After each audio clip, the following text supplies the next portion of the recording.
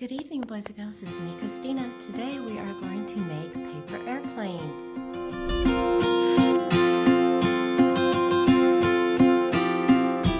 What you're going to need is the instruction, some paper, and colors that you want to color your paper airplane. I made one earlier and drew a face on mine.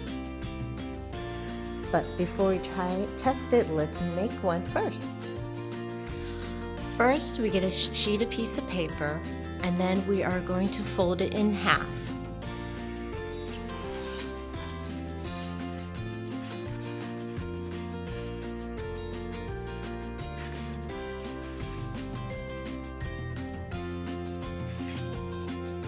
And make sure when you fold it, you press down the corners like so it's nice and flat.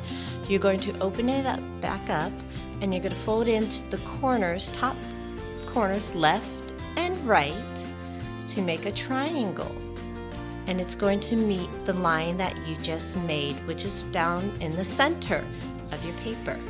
So there's one and two triangles. So now it looks like a house. See, it looks like a house. Next, we are going to take the corners on the outside, left and right again, and have them fold in to meet the middle line to form another triangle, but longer. Again, also make sure you push the sides down more to flatten the paper. So that will help it fly. Now, instead of looking like a house, now it looks like a triangle. You see, now it looks like a triangle. Next, you're going to fold it up, and it will become a smaller triangle. Make sure again you have to press the crease down. And we're going to make the wings. To make the wings, you're going to fold out, and then flip the paper over and do the same to the other side.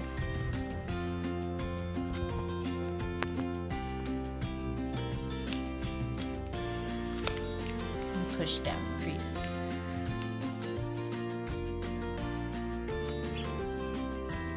And open it back up, and voila, you have your airplane. You're ready to fly. But before you fly it, you might want to color it, give it some decorations. Let it rip. Go.